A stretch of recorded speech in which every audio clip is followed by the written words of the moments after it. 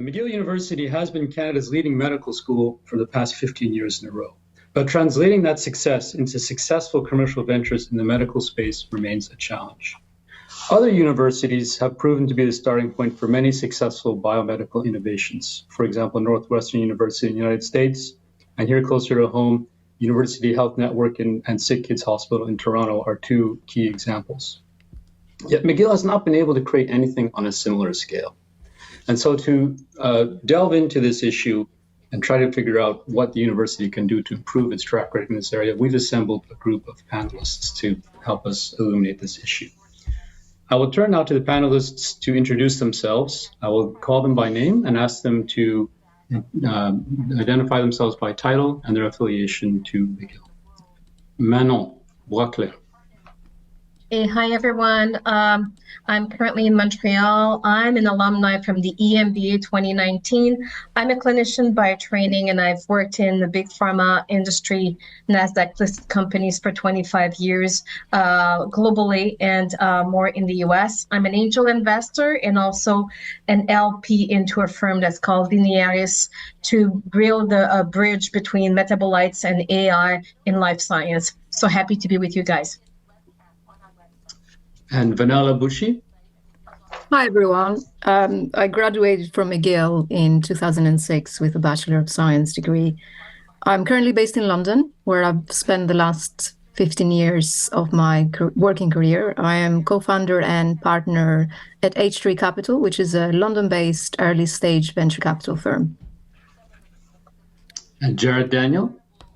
Hi, Dr. Jared Daniel, BSc Anatomy Physiology, 1999. Well, I played on the hockey team there. I am a plastic and reconstructive surgeon in Maine. I own and operate my own surgical center and medical spa as well. I'm the medical director for an artificial intelligence medical device company. And Tony DeFougerol? Yes, hi.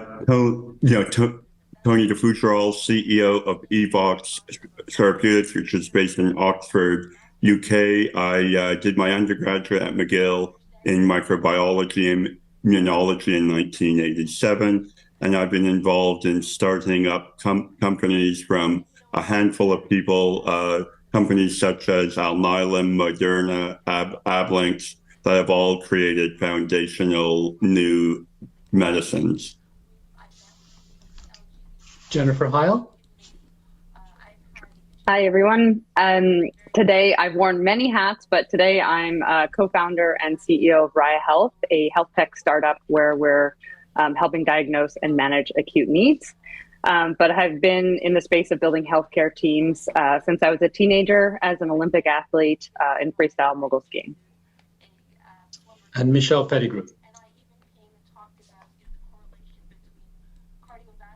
Good afternoon, everybody. I'm a BCom graduate from McGill, 1976, and an MBA from York University.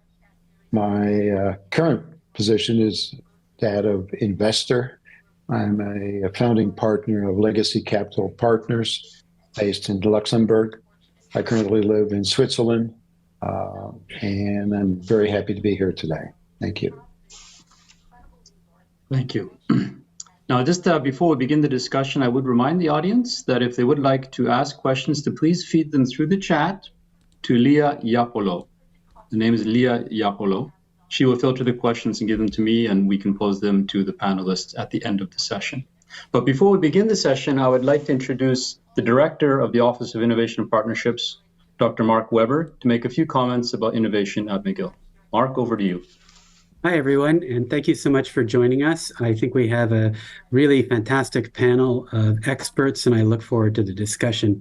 Just to give you a bit of background, I am an alumnus as well. I did my bachelor's, master's, and PhD in chemical engineering at McGill. And then after that, I worked in industry for over 15 years. A lot of that was in product development. So I brought products to market in the chemical industry. I also worked in the energy industry. So a lot of familiarity with that process. And when we were in a company, it seemed relatively easy relative to what we have here. So maybe I can give you a little bit of how we do things at McGill, and this will hopefully spur some of the discussion today. So I'm going to read you something straight from our policy on inventions and software. It says, obtaining intellectual property and transferring it to the private or public sector offers an optimal means of ensuring that university research positively affects the lives of Canadians and the world. So that's really what we're about. We develop technology through research, and we know that we want it to have an impact. And to do that, we often need a partner, and we need somebody to take a commercial risk to get it to market.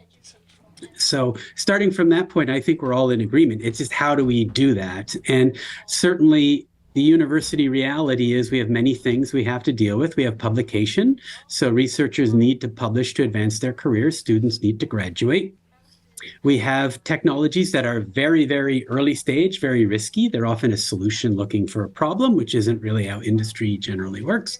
So with that as a background, we know that we're creating all kinds of really interesting stuff, but how do we get it into a position where someone can take it forward? So startups are one way to do that. We do way more of them than we used to. We spun out 15 companies last year from research. So McGill is doing a lot of good things, but to Junji's point at the beginning, can we do more? And that's really what the discussion is about today.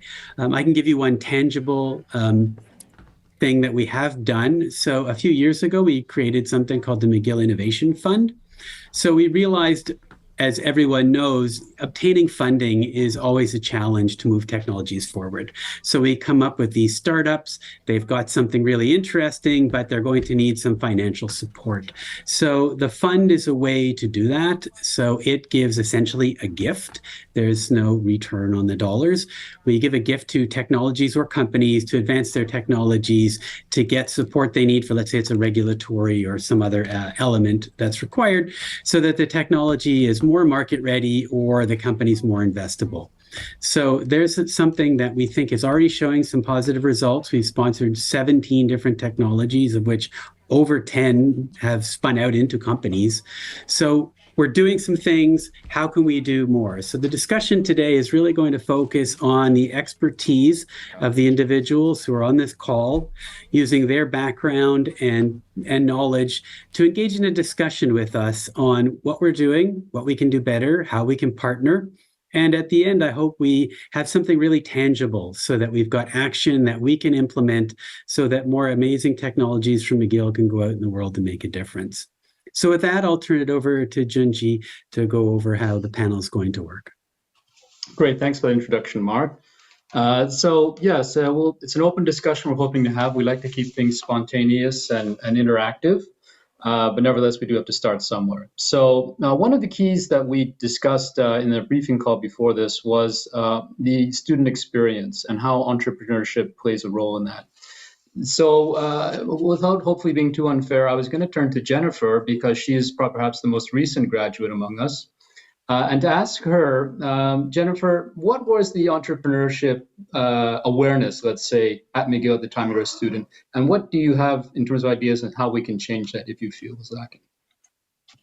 Yeah, I think it's a little bit unfair because I did graduate in 2013, which was a while ago now from the Bachelor, with a Bachelor of Commerce. And to be honest, the entrepreneurship program was just starting. So I hadn't had any opportunity at that point to formally engage in entrepreneurship. I knew it was something that I wanted to do. I wanted to be an entrepreneur since, I was a young kid. And so I, to be honest, felt a little bit disappointed that there were some things happening in different places, but I didn't necessarily know how to access them.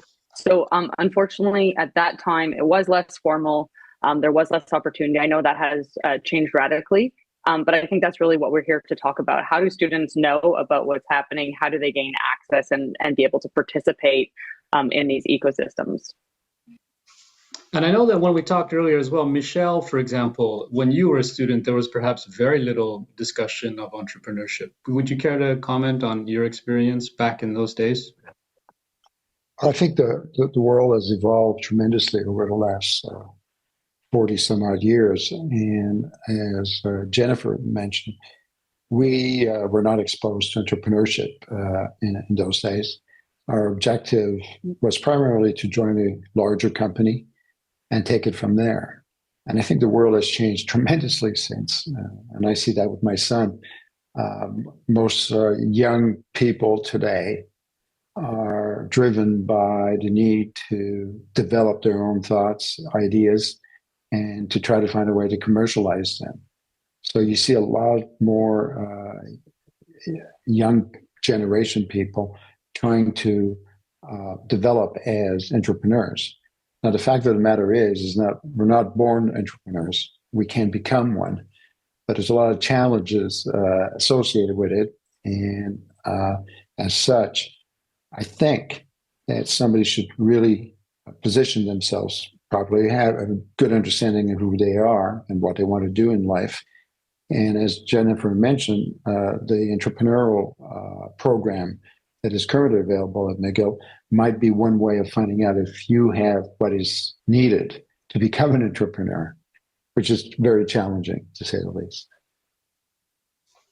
Maybe over to you, Jared. You went down to the US and started, I believe, single-handedly your own practice, which obviously drew heavily from your medical training, but probably a whole branch of training that you had not undergone when you were a student. Tell us a little bit about how you were able to build your business based on the experiences you had at McGill.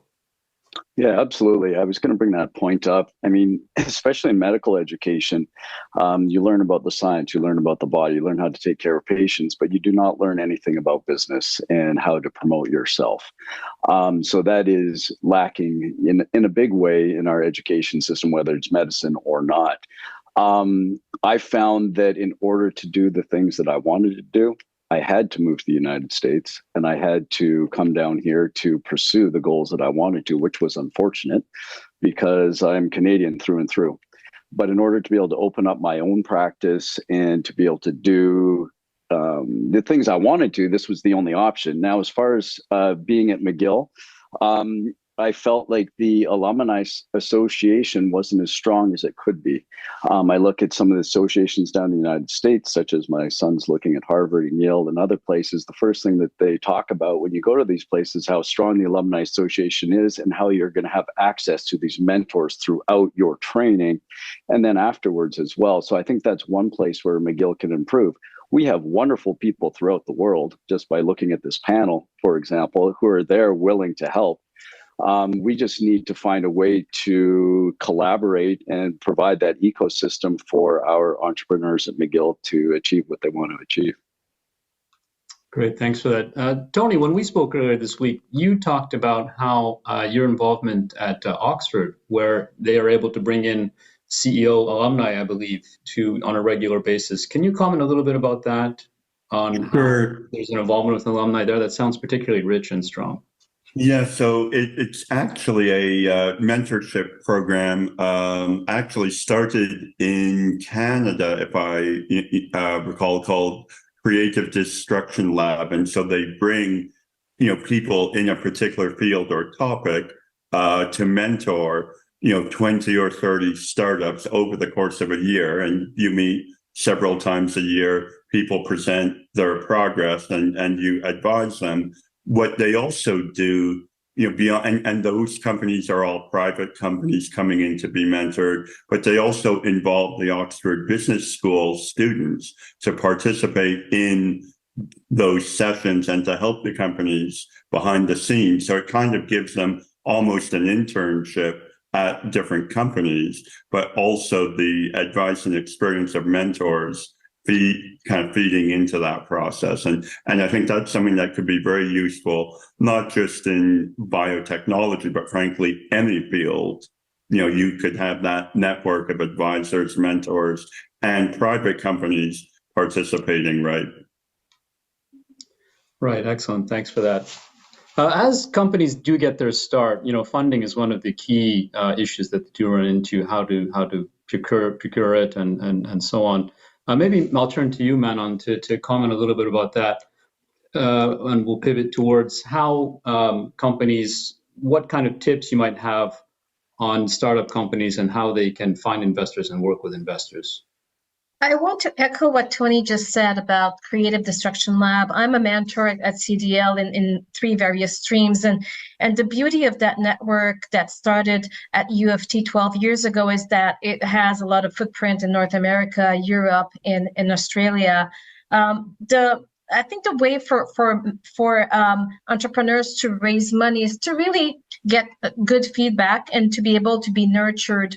McGill has the McGill Dobson Incubator Accelerator, which has been fantastic the past few years to help ignite the entrepreneurship and give voices to students at McGill and give them a space where they can nurture their startup, but also getting exposed to capital. So they do a fantastic business relationship with Investissement Québec, who sponsored a roadshow. So the top alumni at Dobson really have perhaps a lot more opportunities to get to raise money, but they're also part of other incubators, accelerators. So oftentimes they would go to Syntec, District 3, and various accelerators in the US like CTA and others to really be able to get their go-to-market strategy, their traction, product market fit here, as well as leveraging the skill sets and the needs in different geographies to really adapt their go-to-market planning.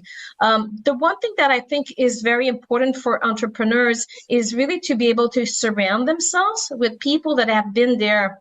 Because when you come up with a bright idea, you're coming out of university, oftentimes you don't have the skill sets or the financial acumen or go-to-market experience. So having advisors, having board of directors, or even listening to feedback through your journey is going to really help groom your storytelling, your pitch, and increase your chances of getting funding. There's no magic recipe. It's a lot of hard work, especially these days, but it's really a lot of grit that those guys need to really showcase in order to get some kind of funding. The beauty of Canada versus the US, because I'm a straddler, I live in both geographies, is that there's a lot of non-dilutive, a lot of grants, a lot of programs for early stage to late stage. Commercialization is sometimes the areas in Canada where we have a little bit more challenge.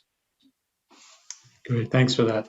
Vanilla, I'd like to turn to you now and on the topic. I mean, you are an investor, so you're seeing the pitches, you're seeing the teams come in and make requests for funding.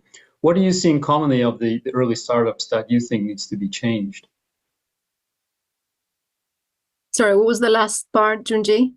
Yeah, just asking what kind of common things you see among early startup companies that they need to be coached on most frequently when they're making pitches.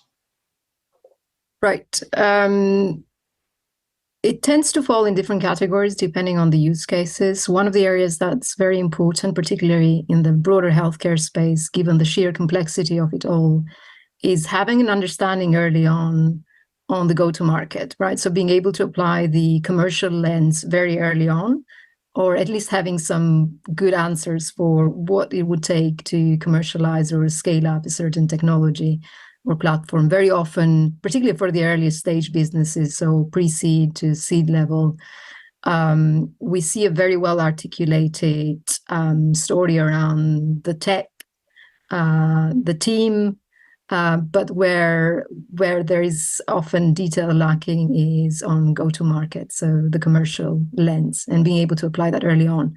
Obviously, that comes under different guises and forms depending on the company type. Some of it may be a more informed understanding of what it takes to, for example, obtain reimbursement for specific markets, what it takes for clinicians to take up the product and adopt it successfully, and so on. And this speaks to some of the skill sets that early stage founders need to acquire as part of their journey, right? So it's the technical foundations, and McGill has plenty to offer in that respect. There's a lot of, the raw ingredients are there, the talent is there, there's fantastic science coming out of the university. So the question then becomes, how do you marry that with the right commercial skill sets? So you're navigating the go-to-market in a thoughtful way. So I know the rest of the panel have touched on the topic of mentorship and the importance of that. I couldn't stress that more. Having that access to early mentorship from individuals that have been there and have done it before is extremely helpful. Great, thanks for that. Maybe I'll turn back to Jennifer, since you are in the process of raising money for your company. You are pitching to investors. I don't know what the exact schedule is where you are in your genesis there, but how about that question? Were you able to find a mentor to help you develop your go-to-market strategy? How do you feel you're on that particular theme? Yeah. So, I mean, I think so I'm at pre-seed stage. I've come down to the Bay Area because this is where, one of the greatest ecosystem exists. I graduated from Stanford Graduate School of Business in 2022, all with the hopes of going out and starting a business. So I purposely said, how do I build my foundation? What is going to put success on my side? And so that's why I immerse myself in this ecosystem. So, when we talk about mentorship, which is a key part of my journey, I think ultimately we're really talking about access. As an entrepreneur, it's really about how do I get to access to ideas quickly? How do I get access to knowledge of the market I'm trying to enter? Like Vanilla just said, and also how do I get access to a community and team members that I want to build a company around? And so to me, that's really what we need to discuss in the lens of McGill is how do we create this foundation of this melting pot? Innovation will always happen at McGill because, we just said the ingredients are so strong. But I think what we're talking about is how do we create repeatability around innovation and success and this powerful ecosystem? And it's not enough just to have the ingredients. It's really about building a foundation to continuously bring those ingredients together and let that magic happen. And so from what I've seen be very successful here at Stanford is just bringing all different types of people into the same room and building a common understanding of what it takes to build and launch a business. So everywhere from executives, faculty, students, fellows, getting everyone in that room and really having the same idea around methodology around, how we go out and scale. And so once you complete that stage, of course, capital is a requirement, especially in these pre-seed arenas where you basically are jumping off a cliff trying to fly. And unfortunately, you can't do that without resources. And so, there's many different forms of resources. Small grants are enough to get you from like one point to the next. I've certainly relied on those. I've relied on friends and family to get me to the stage. And now I'm just mature enough to go out and actually look for institutional funding. But that is a really tough stage to bridge. And I think that's also where McGill can play a really interesting role in just getting the ideas ready to go out to pre-seed. That's a perfect place. We're also working with government and finding other places for non-dilutive funding to bridge that gap. So that's where I find myself today. And again, having mentorship, speaking to past investors, like understanding the framework in which I have to operate has been one of the biggest challenges and what I've relied a lot on mentors for. Great, thanks for that. We talked about this earlier where there was general agreement, of course, that Montreal itself is a particularly small market, so fundraising is always going to be a challenge. But nevertheless, there could be a tipping point where we can begin to move the needle. Maybe, Jared, would you like to jump in on that and comment about concrete measures that could be done to help move that needle, whether it's creating more networks here at McGill or other actions that we can take to help build that network of people? Yeah, I think definitely building up the network at McGill. We talk about how great McGill is and how wonderful our education was, but we don't talk about it a lot. And, we need to be screaming about how great the program is there and how great the innovation is. Let people know what we're doing. I think it starts there, and it starts with a culture change. And that's the change that you see, elsewhere in the world that we just don't have. I did want to go back, though, and echo something that Vanilla said. And with my artificial intelligence medical device company, our big thing was going to market and figuring out how we're going to do that. And if I had a mentor or had somebody, it would have been a lot more helpful. We developed a 3D infrared laser that monitors a room, can tell whether you've washed your hands or not. It was developed at Boston Children's. And at first, we were trying to go to market through infectious disease. And so we're going down all these dead ends, and everybody said how great the tech was. What we didn't realize is that we should be talking to the C-suite or the, executives, the CTOs, the CMOs, and we would have, saved ourselves about 6 months. Thankfully, we're deploying right now at the Ottawa Hospital. And again, it's different in Canada than it is in the United States. So in Canada, we went through a pilot program where we brought our device to University of Ottawa and the Research Center. They tested it, and now we're deploying. In the United States, it's much more commercialized. So, having those connections that we obviously have at McGill and creating that collaborative ecosystem for our innovators at McGill to tap into, I think is essential. Great, thanks for that. Maybe, Tony, I'll turn back to you. You've also observed that Montreal, there is a rich med tech system and med education and so on, opportunities there. Can you expand a little bit on that, since you've been able to come from McGill and go on to places like Moderna, where you've achieved a great, notable success?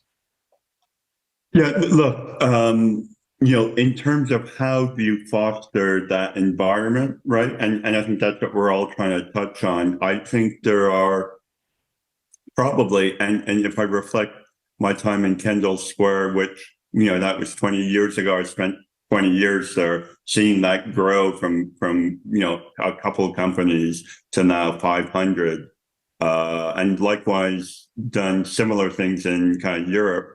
There are probably a couple of things I think would really help the ecosystem. I mean, one, I think it works extremely well at Northeastern, is at the end of a lot of their degrees, they have an internship, which is 6 or 9 months. And that's part of the degree. And it sort of forces students to work in the real world, but it also gives them great experience as to what it's like. Do they like it? Do they not like it?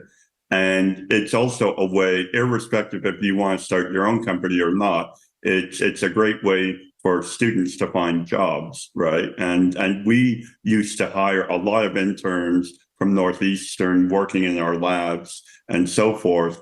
And more often than not, we would hire them as full-time employees. So I think that's one piece.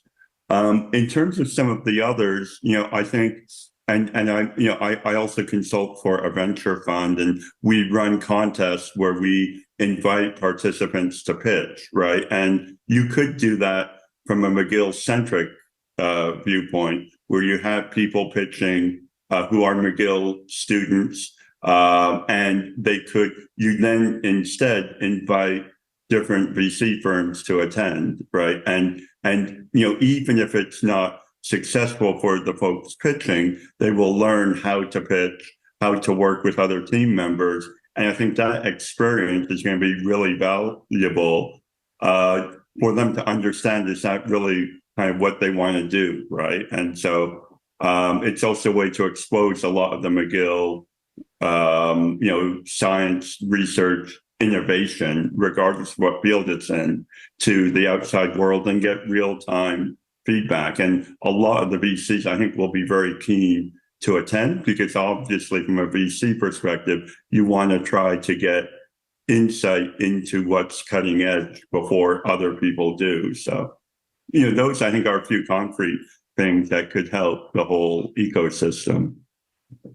Great, thanks for that. Manon, I'll turn to you to maybe there's some other new ways to also accelerate the go-to-market capabilities of our smaller teams. Absolutely. And I think in Canada and in Quebec, we're known to be working collaboratively. We're pretty good in flexible with languages and cultures. And I want to go back to what Jared was saying about the difference between Canada and the US. In Canada, people want to see a pilot. In the US, they're quicker on the commercializations. What I've seen during the pandemic is a shift of business model in Canada. And I think AI has to do with it, and the need to accelerate because of what was going on. I saw a lot of co-development with McGill companies and hospital centers, which you would not think about a few years ago. One good example that I can name and is very known is Gray Oncology. So radio oncology technology based on AI. During the pandemic, people wanted to minimize the exposure of cancer patients to the healthcare system. So what they did is really work together with the SHRM personnel in radio oncology to accelerate the scheduling of these patients, to really have the right patients at the right time with the right dose of treatment to minimize the exposure in the center. This has snowballed. not only was that embraced and championed by the CHUM, but that also got a free flying wheel for that company to be able to get product market fit closer, because you're co-creating with the healthcare professionals. And on top of that, to get feedback from the users, but it was easier for them to get traction in Canada, in the US, because you had community centers and teaching centers that were looking for that solution, having heard of that. So I would say that we can be adaptable. I think right now, with what we've been through during the pandemic and the acceleration that AI and the edge it's giving us in life science, there's a lot of ways for us to think outside of the current business model and to revise our approach when it comes to go to market and leverage those co-creations a lot more. Whether you're based in Canada or in the US, it really helps the product market fit. Great, thanks for that.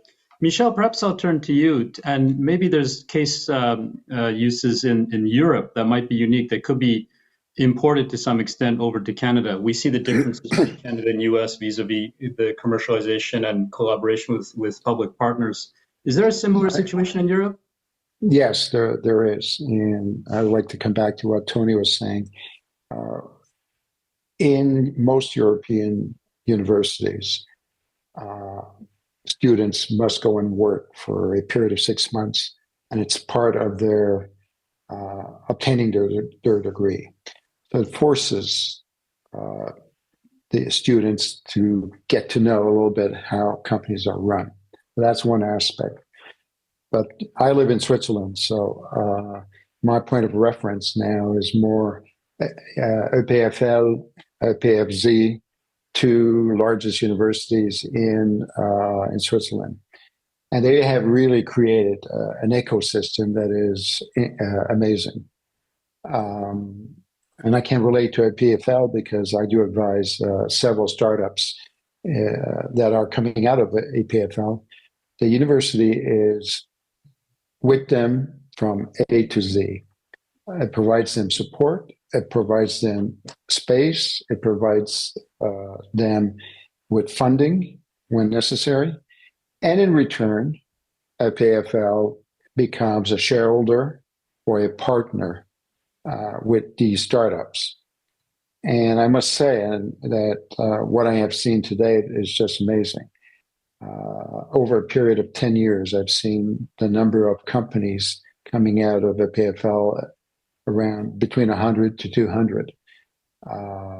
And many of them are successful. Some of them are failures. But at least EPFL has created the ecosystem.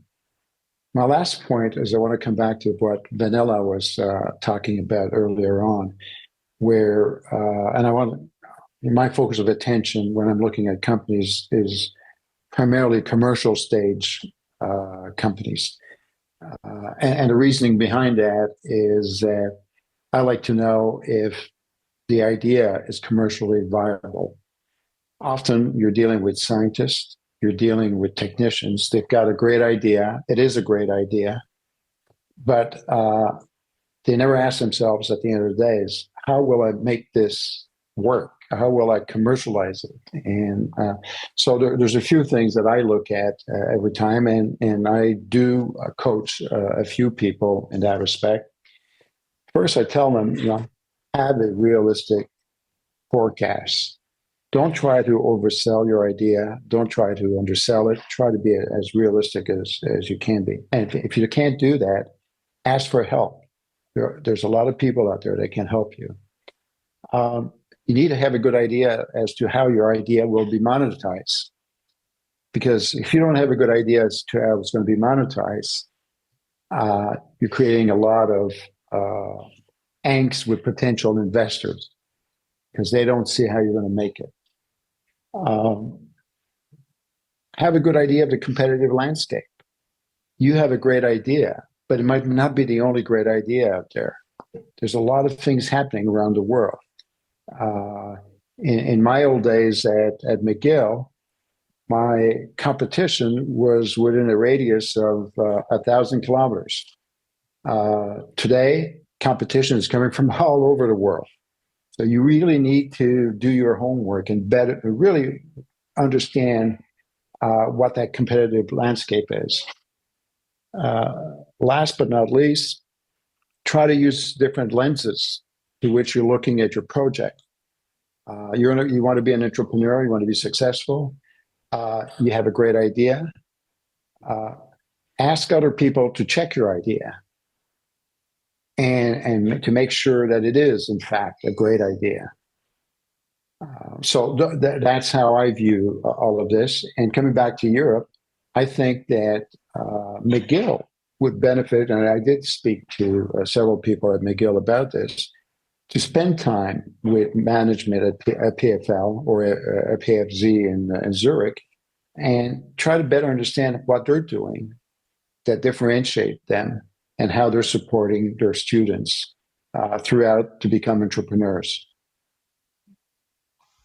Great. I think just one other thing I think to add, if you're looking for attributes, you also, two important things, from investor perspective, and is you look for teams that have flexibility of thought, right? So you have to be able to adapt to feedback, or if something doesn't work, there may be another application. And so you're looking for teams that have that ability to be flexible when needed, right? Don't try to put a square peg in a round hole, per se. And I think looking at the quality of the team is probably by far the biggest predictor of success, even more so than the science, right?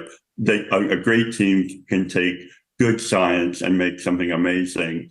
But if you have amazing science and a mediocre team, it's far less likely to succeed. So, thanks for that input, Vanilla. Maybe I just turn to you on the question of investors and university-led or university-involved startups or spin-offs that are pitching to you. How do you see that? What does that set off any red flags, or is that rather on the plus side? It can. It depends. And I'm just going to add, Vanilla. I think it depends. Sometimes if the team is not well-rounded, it would be raising red flags. Sometimes those teams are surrounded by professors which have sold businesses. They're entrepreneurial as well. So that leads them to greater chances of success. But yes, when we do due diligence, for me, the qualifications and the background of the individuals makes a lot of sense. So we bet more on the jockey than the horse, so to speak. But I think looking at the whole complexity of the team and how they're surrounded, and not only the founders, makes a team who they are, and if they're going to be successful, that's really oftentimes through the skill sets and the network that they each bring to the table.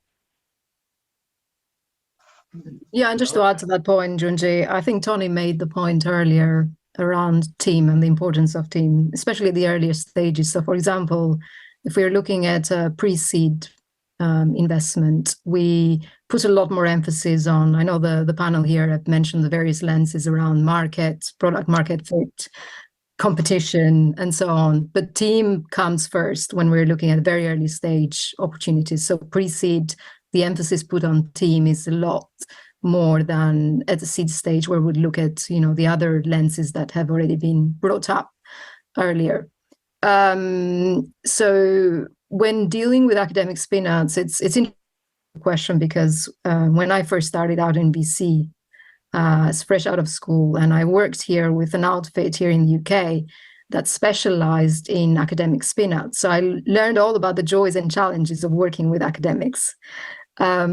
Joys in that you see a lot of incredibly entrepreneurial ideas, lots of fantastic science. Going back to my argument around the raw materials are there. Challenges in that you kind of have to work with a team sometimes. Some individuals will come with the right attributes, and they'll have a good combination of both entrepreneurial drive, but also very good scientific foundation, right?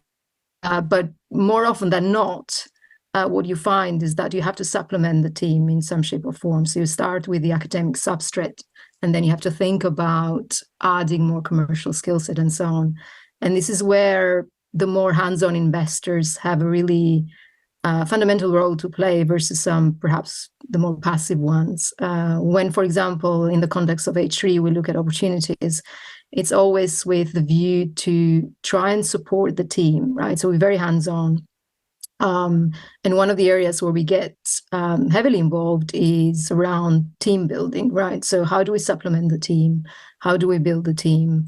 And then how do we offer this team the right access? I know this theme has come up quite a lot, that access to either mentors or individuals that can bring the right insight and so on, or even access from, for example, if they're looking to partner with large pharma, making sure they're gaining access to the decision makers. A large corporate can be hugely important for early stage businesses.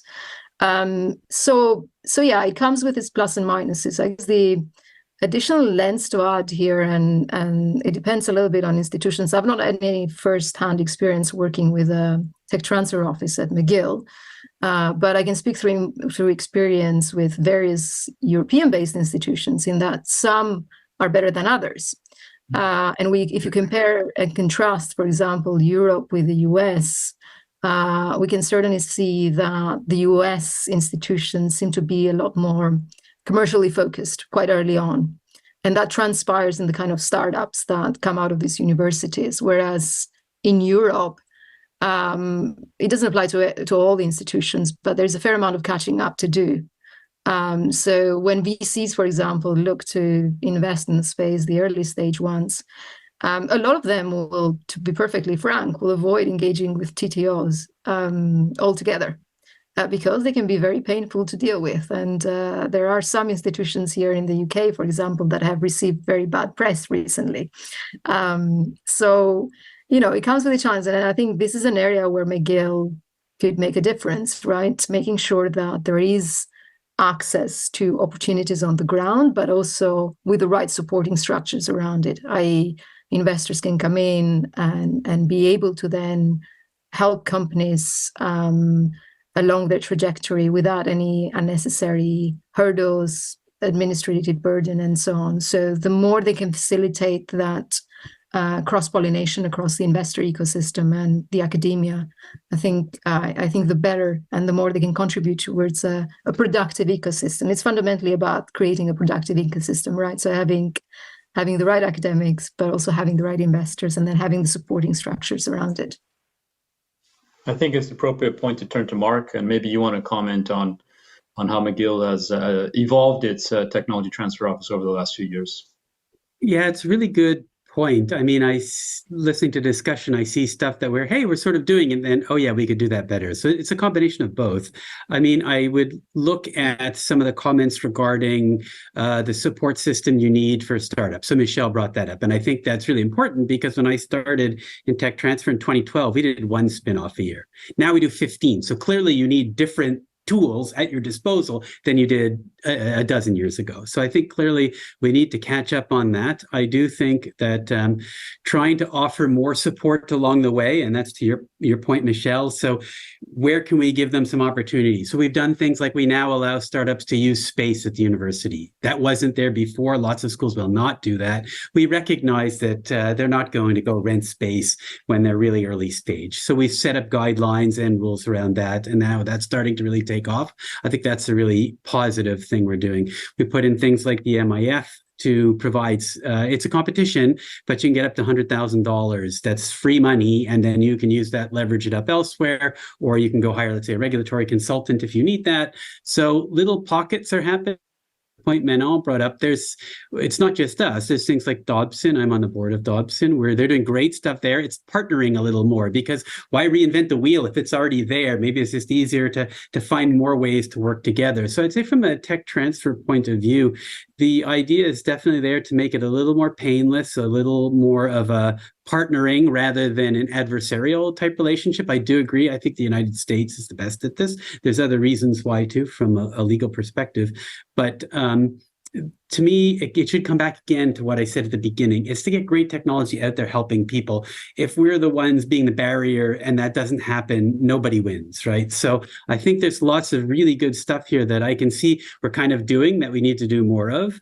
There's stuff we need to start doing that we're not doing. And then one of the points in Jared, we had brought this up in a call, like, from the rooftop, some of the stuff we're doing that's really, really good, because there is stuff that's happening now. A lot of people just don't know it. And I want to also make sure we leverage the amazing expertise of the people in this call. If any of you want to get involved, please contact me. But we've got lots of people who really want to help. So we have a really powerful alumni at McGill. It's a fantastic thing that we utilize, but I think we could do even more. So in a nutshell, lots of positives to take from this, and I think we can do some tangible things that will make us even better at what we're doing. I mean, one thing that came up early in our discussions, because as we've seen today, the theme of access seems to keep recurring, and that, of course, is fundamental. But nevertheless, even prior to that, I think there is still a question of culture. And so, Jennifer, I'll turn back to you, because we talked about this in the briefing call earlier. The culture, where there's a bit of a divide still between the academic and the entrepreneurial. Do you want to comment a little bit about your experience and your views on that?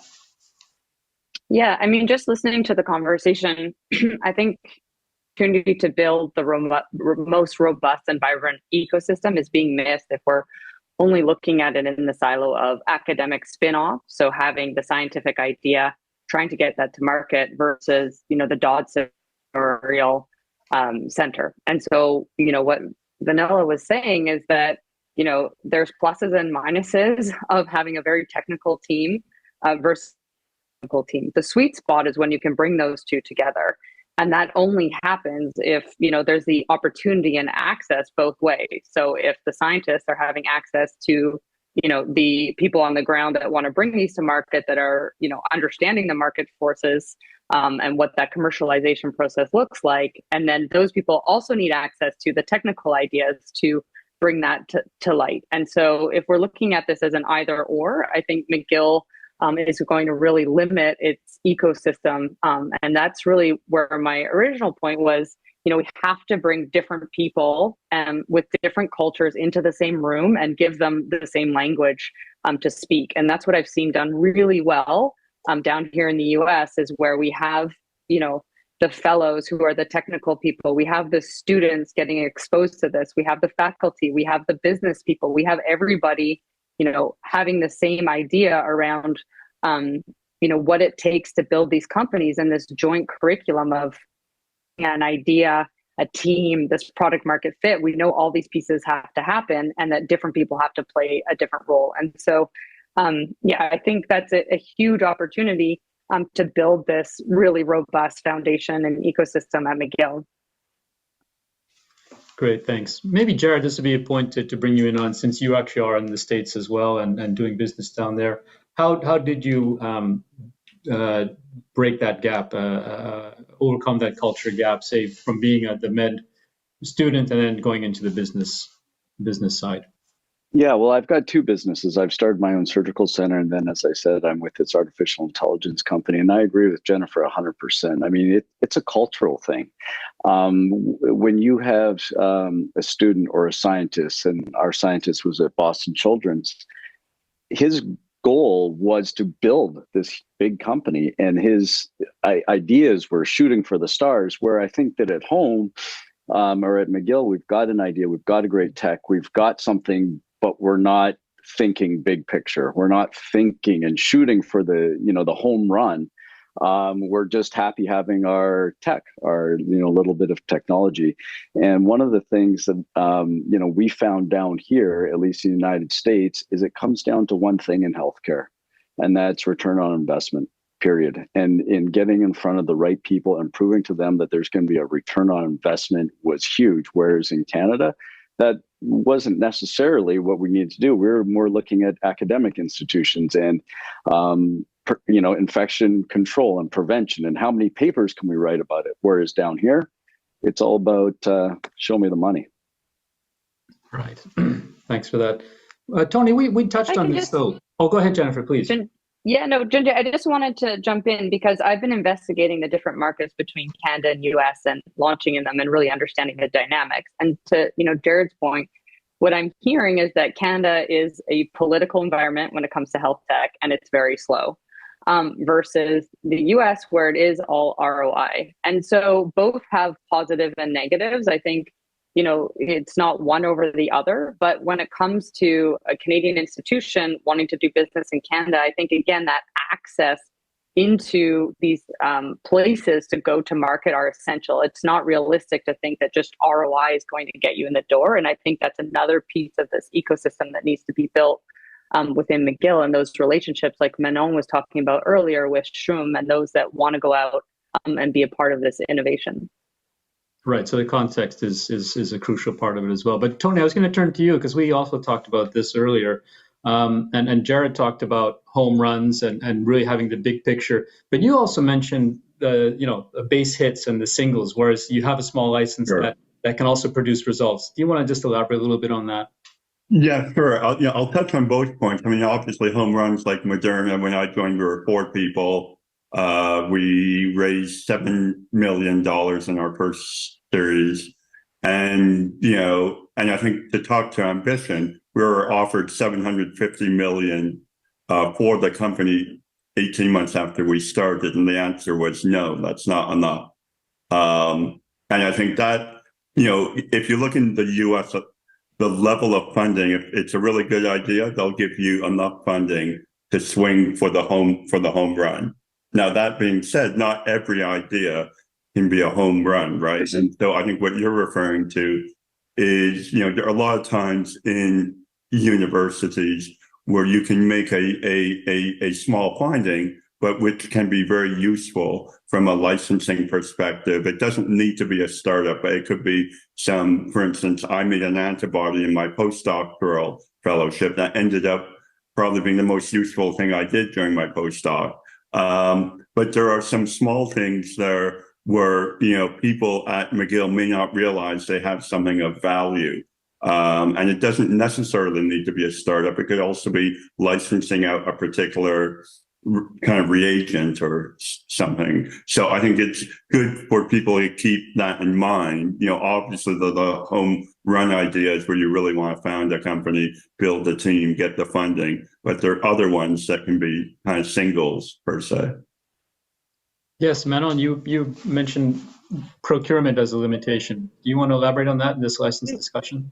Yeah, I think one of the things that people have to bear in mind when they're in the space having a good idea, if they want to do something which is clinically based, oftentimes procurement is very tight in Canada. The threshold could be anywhere from 25,000 to 50,000, meaning that if you have a solution that's above that, on a yearly basis, you'll have to come through procurement to really make sure that you can discuss with the healthcare system if you can't have a pilot project. So the way to go in Canada, I think, is co-creation to really bypass that. And once you have your foot in the door, you've created something, it becomes almost something a done deal. Just perhaps to add on, Jinju, on the opportunity for founders across Canada and the US, I think the forums have changed over time. And there's a couple of great areas and touch points on a yearly basis, which are happening in Europe, in North America, some of which are JP Morgan every January, which has a great annual meeting. I would say if people are thinking about fundraising there, they need to have had a few years of experience because you need a lot of organizations and be at that level. One entry point to keep in mind could be bio. Bio is held yearly, and you have sub-bios in the US as well as in Europe. This is a great way for early stage startup to meet investors and to meet companies, because oftentimes when you're in life science, to increase your valuation and the chances of being taken seriously, you have to be like a mini me. So you have to be like a mini pharma and operate the same way to get and to really show that you can deliver on their promise, so to speak, because they have a go-to-market strategy that's normally pretty well thought, life cycle management plan that it's long range view. So if you want to play with the major players, I would say go and look at their annual report, listen to their conference call, have an idea what's their soft point, their pain points, but also where they're going in terms of their verticals to try to really network with them. Sometimes they have VC arms, which they didn't have a while ago. For example, Novartis has 4 VC arms. You have one for drugs, one for devices, one for AIs, one for patient centricity. So knowing the fact that you can reach out to VCs from pharma companies if you're in that same space will go a long way. As long as you're built accordingly, you'll get the attention. If not, you'll have to work your way around and go with friends and family. Angel investors and regular VCs. But I would say, as we've been mentioning, aim high. When you're building a house, build a house as if you're going to be having a large family so that you build accordingly. Don't be ticklish to have a board early on, because a board of advisors is going to be there to help you be successful as a C-suite team, as a CEO.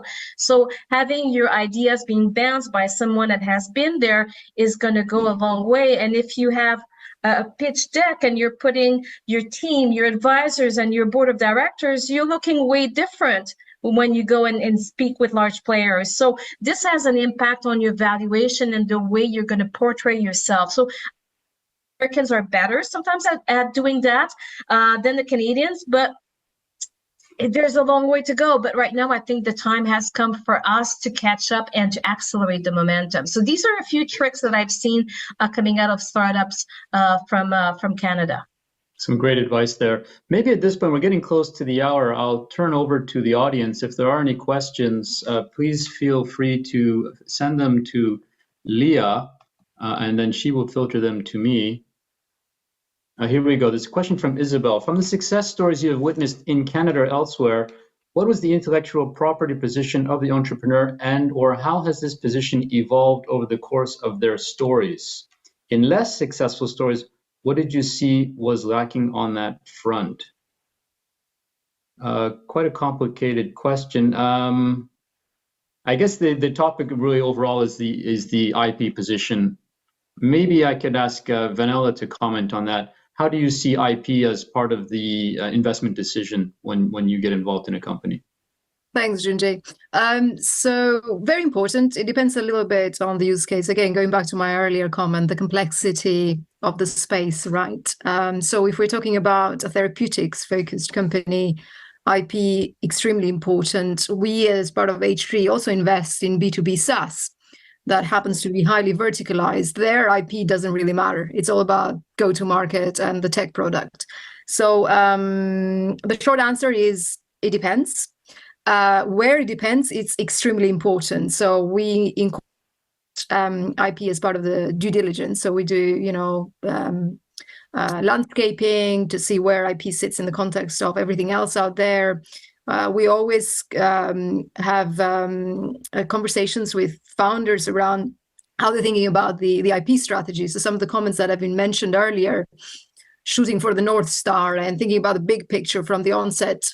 How will they get there, and how will IP help them get there? Very often IP can be a key value driver in terms of overall valuation for a company. So yeah, extremely important, and it can be a huge value driver for certain companies depending on the use case.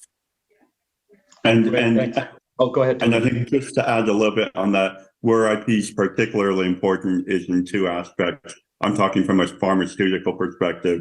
It's about allowing investment, and it's about business development, right? If you're really successful and you put a product on the market, then it also becomes important. But it's really the first two that drive the kind of near-term value. It's get money in from investors and be able to do partnerships with large pharmaceutical companies. And if I just quickly on that, in terms of advice, you don't have to have it nailed from the outset. If you have the right investor syndicate around you, planning thoughtfully and putting together a thoughtful IP strategy is actually more important than the substrate of what you're beginning with, right? So you may start with a mere idea. If you have the right support around you, IP counsel and the right investors around you, and putting together a thoughtful strategy is far more important than having something to begin with. So don't let that stop you from starting a company if you think you don't have if you don't have it all figured out from the beginning. Yeah, exactly. Well, with that, I'd like to thank our panelists. We've come to the top of the hour. So I'd like to thank you all for your thoughtful responses, for your time, for your expertise, and for sharing with us your thoughts on this topic. It's been very, very illuminating. I would like to mention to the audience, however, there is a way for alumni to get involved. It's through the McGill Global Tech and Innovation Group, MGen. There will be a link posted in the chat. I believe there it is there. So don't hesitate to get involved because as we have seen, access is important, and access is created by networks. It's created by communicating and contacting one another, and it's really, really valuable to us, whether it's through, of course, donations is one part, but that's really, we realize, a very small part of it. It's also having the opportunity to speak to people, to learn from people. And as we've heard over and over today, mentorship, networking, getting people in the same room and talking, I think is probably at the fundament of all of this, really to help break down the barriers, break down the silos, and build a new culture of success. So I'd like to thank everyone for helping us take a big step towards that.